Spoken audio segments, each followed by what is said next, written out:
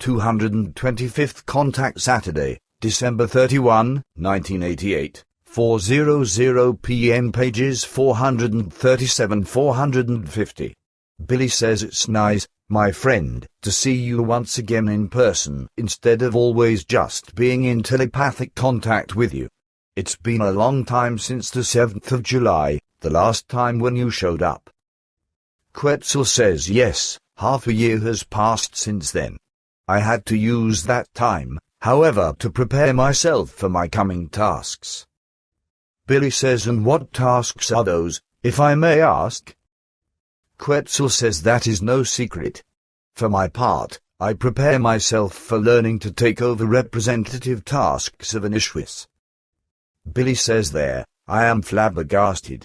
You've never told me anything about that. But how is it that you can take over such tasks?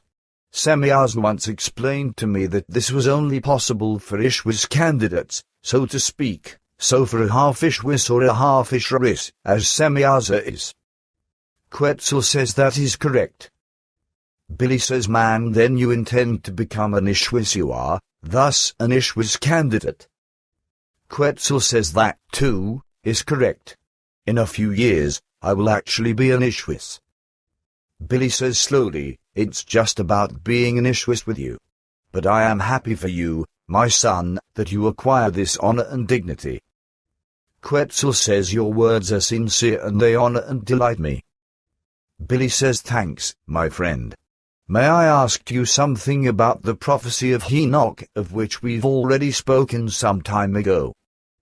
Quetzal says that should be no question, for of course, I will talk to you about that. Billy says good. Should this prophecy be published, perhaps, despite your view that this would still be too early, as you've mentioned? Quetzal says my view corresponds to the opinion of the High Council. Its advice is that the time for this will be given, at the earliest at the turn of the millennium. Until then, you should not disclose it publicly. Officially, you should first disseminate it after the 1st of January, 2003. This will then also be the time when you should make an appeal to the governments of the earth, with a warning that World War III could occur if worldwide, politically peaceful ways are not immediately taken and followed. You should then also point out that this great threat is especially posed by America, Israel, Iraq, and Palestine, and in particular, America will be the greatest evil, which wants to establish itself militarily and economically in all nations worldwide, and among other things, it gives its reasons for this that particularly in the Islamic world, great and powerful terrorist organizations arise, which cause death, terror, downfall, and destruction all over the world, and which particularly target America, but many other countries will also be concerned. But also Israel and Palestine as well as Iraq will be in this evil game, whereby the main guilt for all evils will have to be found with the warmongering and belligerent ringleaders George W. Bush, Yasser Arafat, Saddam Hussein, and Ariel Sharon, as I already explained at earlier times. Nevertheless, if everything still doesn't turn to the better after the entrance of the new millennium, then World War III, according to the prophecies of Enoch, will probably be unavoidable in the year 2006, upon which 2/3 of Earth humanity will be deprived of their lives. This will be so because tremendously deadly weapons will be used, which will be founded on a biological and chemical as well as an atomic and radiation-related basis. Through this, a catastrophe will come over the earth and its humanity, as its equal has never been given before and will also never be given again. However, Earth humanity's reason can still triumph, if it lets this prevail and if it relieves all irresponsible national powerful figures and their supporters and followers from their offices and replaces these with responsible human beings who only use their leadership positions for the well-being of humanity and, with this, for true peace and for actual freedom. The irresponsible and criminal elements of the national powerful figures and the self-glorifying graces as well as their followers, who cry out for war and terror, must be deposed by the people immediately, and indeed, especially in the coming time, when the irresponsible ones already mentioned by me earlier and all human life-despising powerful figures in America, Israel, Palestine, and Iraq indulge in their deadly and destructive madness. Of course, many other national powerful figures could also be named, who irresponsibly abuse their power, but the real ringleaders of all disasters are the powerful ones and their followers in the nations of America, Israel, Palestine, and Iraq. Billy says, I see bad prospects for the future, but I will do my work at the appropriate time and will begin with it in January of 2003. Some sensible people will surely let themselves be taught, but the majority of the dull people and irresponsible leaders of the world probably won't be a part of it. Thus, I think that all warnings and explanations will be useless, for who listens to a single person? Thus, I will be as I was before, a lonesome caller in the wilderness, whose advice will only be consciously perceived and followed by some. Nevertheless, it is necessary that one raises the word and yells out everything into the world that has to be yelled out.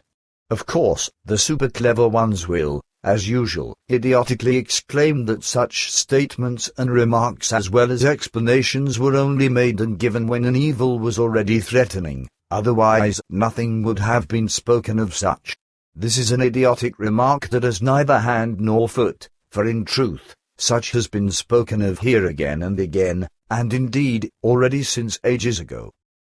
Quetzal says that is correct. Such stupid remarks will, however, also appear in your group, for even there, it will be inevitable that through ignorance and unreasonableness, voices will be heard, claiming that predictions and prophecies were always given whenever a break-up of the community or a dropping group members was threatening. Billy says, do you really mean that? Quetzal says this is already certain, as a look into the future has made clear to me. Such statements, however, are not of great concern, rather, they only testify of the immaturity of the people concerned, in terms of their capacities for proper assessments of the situation. This is, indeed, extremely unfortunate, but sooner or later, benefit will also arise from this for the fallible ones, when they must recognize the reality of the whole thing through bitter experiences and find out that they did great injustice with their thoughtless and false statements, and to be sure, both to you as well as to us. Billy says it's really unfortunate that also in this matter, prudence can only be acquired through harm.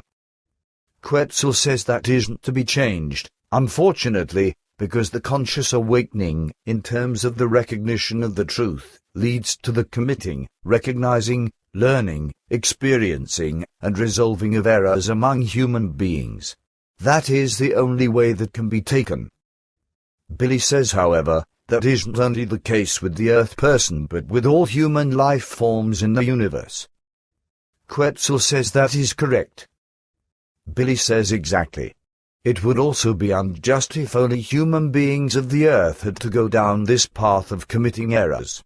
Then I would now like to ask yet another question. Of course, also in connection with America, you once said that during the time of slavery in America, the Americans operated real slave breeding farms because it was much cheaper than the kidnappings in Africa and then the transports of the enslaved black people in ships to America, whereby during these transports, many slaves on the transport ships often died of thirst, starved, or died of disease, or were maltreated and beaten to death by the slave hunters and slave drivers. The slaves that were crammed together on the slave breeding farms were impregnated, according to your words, by rape through breeding rams, select white Americans and so-called property slaves, in order to ensure slave breeding or slave descendants. In addition, now the question, how long, actually, can America still conceal these facts? Quetzal says up to the turn of the millennium, it will not officially be the case, as we know. Billy says, but then later, and then also in public, right? Quetzal says that will certainly be so. But the time for that isn't known to me. Billy says my next question has reference to microorganisms as well as to beetles and insects of all kinds on Earth. You once said that out of all existing creatures on Earth, if I may say so, still about 10 to 12 million of these are waiting to be discovered. Since you have, indeed, specified these creatures and, thus, haven't just divided them into animals in general,